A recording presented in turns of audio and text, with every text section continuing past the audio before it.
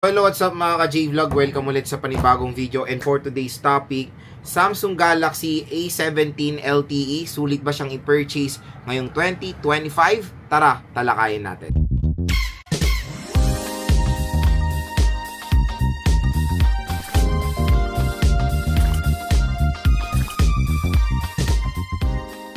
And mga ka-J-Vlog, for today's content, ito na nga po yung newly released na Samsung Galaxy A17 4G, ang successor of course sa Samsung Galaxy A16. So, ito ay available sa online na mas mura, pero share ko muna kanyang SRP. So, ang SRP netong A17 LTE around nasa ano siya for the 4GB 128 nasa around 10,000 pesos po itong device na to. Pero dito sa ating View Products, makukuha nyo lang ng sobrang bagsak presyo itong A17 LTE. Dito sa View Products natin, na pag dito kayo bumili mga ka-J-Vlog, pwede nyo makuha ng mas mura pa siya sa sale price niya sa online. So, meron na kayong discount sa shop. Meron pa kayong discount dito sa ating mega voucher na up to 1,000 pesos off. So, very, ano siya, kumbaga, below SRP nyo lang makukuha itong A17 LTE dito sa online. So, marami tayong nakikitang mga comments about dito sa device na to na medyo nadi-disappoint din sila sa ibang part at hindi ganun ka-upgrade sa A16 LTE. Kasi yung A16 LTE ngayon, still mabibili nyo pa rin yan sa online Usually, around 6,000 to 5,000 pesos. Pwede na kayong bumili ng A16 LTE na almost the same lang ng specifications dito sa A17 LTE. So, parang nangyayari kasi minsan, hindi na nagiging available ang A16 LTE at ito na ang nagiging choice ngayon ng mga consumers bilhin. So, around siguro sa sale price, makuha nyo to ng 7 to 8,000 pesos ang A17 LTE. So, dito sa ating video, tatalakayin natin kung sulit ba itong i-purchase. So, despite sa pareho sila ng specs ng A16 LTE, marami ring mga gandang specifications itong smartphone na to. Iko-compare mo siya sa mga ibang brands. Again, ng A16 LTE, I think hindi mo na may mabibili sa mall ng mura. And iba siguro phase out na. Tapos sa online, medyo timing lang kayo kasi minsan nawawala ng stock yan, minsan nagkakaroon. So, parang depende na lang talaga. At ito usually talagang may stock A17 LTE. At when it comes sa kanyang processor, it is powered ng MediaTek Helio G99. So, ang G99 for its price, yung iba nagiging skeptical na. Kasi karamihan ngayon for its price, na I think ang SRP neto is 10,000. Real talk, hindi siya perfect fit for a price of 10,000 pesos. Ang pinakamaganda na nilang specs for a 10K price is yung kanyang display, which is Super AMOLED. Pero yun nga, pag nakuha nyo to ng sale price around 7 to 8,000 pesos, there's a possibility na medyo gumaganda naman ng specs niya for its price. Marami rin mga gandang specs ang A17 LTE na pwede nyong consider around 7 to 8,000 pesos. Pero yung G99, don't get me wrong, it's a powerful chipset around ganyang price. Pero nakakakita na rin kasi tayo niyan ng mura na G99 sa murang smartphone. Pero syempre, mayroong mga kompromiso yon. Parang hindi siya Super AMOLED, hindi siya triple rear camera system. Ito kasi ganoon. Maganda naman ang chipset niya, yes, mabilis. Okay rin siya for gaming. Na-testing ko na yung G99 several times, including sa A16 LTE. And so far, so good naman siya. Ang medyo nakaka-disappoint lang dito sa A17 LTE, real talk lang to, yung RAM.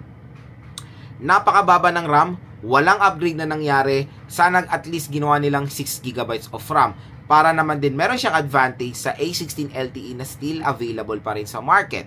Pero again mga ka-J-Vlog, no worries, ilalagay ko rin po yung product link ng A16 LTE, A16 5G, A17 5G dito sa ating product link. I-check nyo na lang yan kasi almost the same lang naman yung mga smartphones na yan.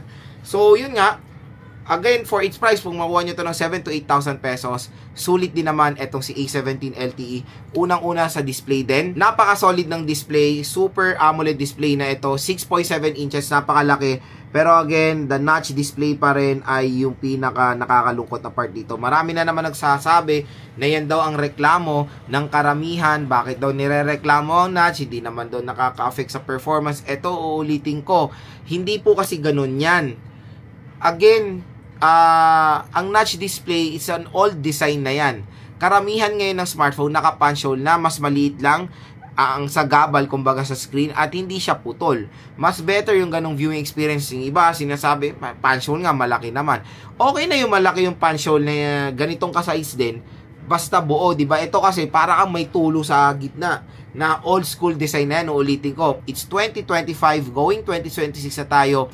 Pero yung ibang mga smartphones hindi pa rin makamove on sa teardrop, sa notch display, na super duper outdated na yan. Hopefully sa Samsung A18, akala ko nga iniba na nila yan sa A17, ginawa na nilang punch hole kasi konting-konti sila nag-transition yan sa A36, sa A26, sa A56, di ba? Hopefully sa A16 naman or sa A10 series baguhin na nila yan, di ba? And yun, hindi sila gano'n nagkakalayo ng A16 when it comes sa display. Pareho sila na merong napaka-gorgeous na Super AMOLED display. Ito, i-real talk ko ulit. Kahit na notch to, kung Super AMOLED display, ito pa rin ang pipiliin ko all the way kasi mas pipiliin ko yung mas maganda yung display quality over dun sa design. Pero again, overall comment ko yung notch niya na. Pero kung dito sa basehan natin sa A17 LTE, mas gugustuhin ko yung display nito dahil subok ko ng display nito sa A16 5G and sa A16 LTE. So, napakaganda. Sobrang solid manood dito, especially yung mga very vibrant na series like yung mga cartoons, yan, mga SpongeBob SquarePants. Napaka-solid ng HD dito sa smartphone na to, and it is powered ng cut action. And syempre, meron tong Full HD Plus 1080p resolution. So, 1080p siya, napakataas. At napakalaki ng screen size niya, 6.7 inches. Napakasulit din ng overall camera nito. Ito yung real talk natin sa camera. Ito po ay isang advantage ng A17 LTE sa karamihan ng mga smartphones dyan na parang papampam lang pagdating sa camera. Triple camera, dual camera. Tapos pag binuksan mo, iisa lang yung camera. Ito po, legit po na tatlong lente. Meron po itong ultra-wide camera, macro lens, at main camera. Lahat po ng camera nito ay useful at nakakamiss din yung ganitong smartphone na dati mga ibang brand, pagandahan pa sila ng paramihan pa sila ng camera, di ba? Paramihan pa ng feature. Ngayon, konti na lang eh. Ngayon, nagiging dual camera, tapos useful pa yung pangalawa, triple camera, useful yung pangatlo, pangalawa. At least ito mga ka-J-Vlog, mga gamit nyo po lahat. At very rare na tayo makikita for an entry-level smartphone na merong ultra-wide camera.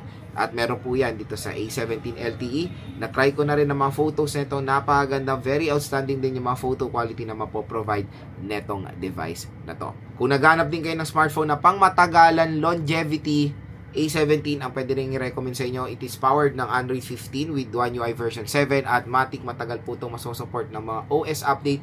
Matagal nyo po magagamit itong A17 LTE mga ka-J-Vlog. Kumbaga, itong smartphone na to ay kumbaga sa taon ay matagal talaga. Kasi siguro tansya ko baka tumabli ito ng Android 18 or Android 19. Not sure, pero matagal talaga. At least, iyon ang pinaglalaban ni Samsung. Tiwala tayo sa brand na yun. For me, tiwala talaga ako sa Samsung brand. I have the Samsung Galaxy Z Fold 6, Z Flip 6, S24 Ultra. Napaka-solid ng One UI talaga. Very user-friendly, very secured dahil sa Samsung Knox.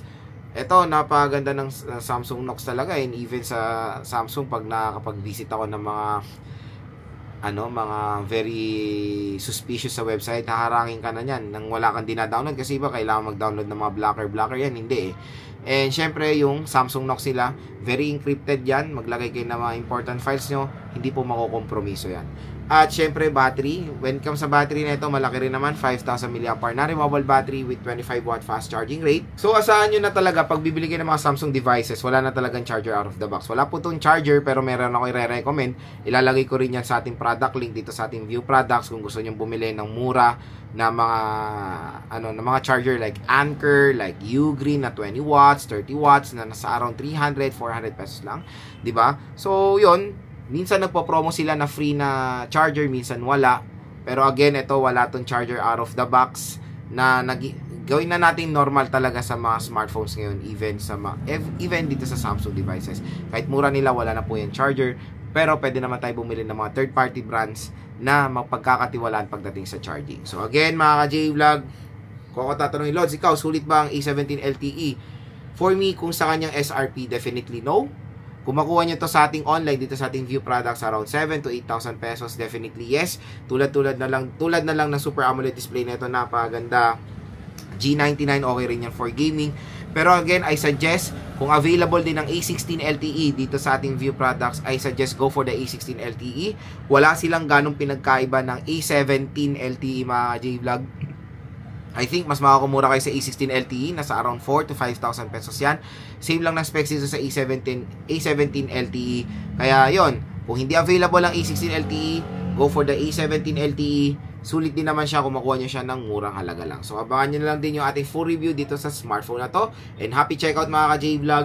And hopefully, kataksyon. So, again, kung gusto nyo to ng mauwa ng mas mura, click nyo na tong view products natin dahil sobrang layo ng price nito sa mga malls. Malls. I love you, love.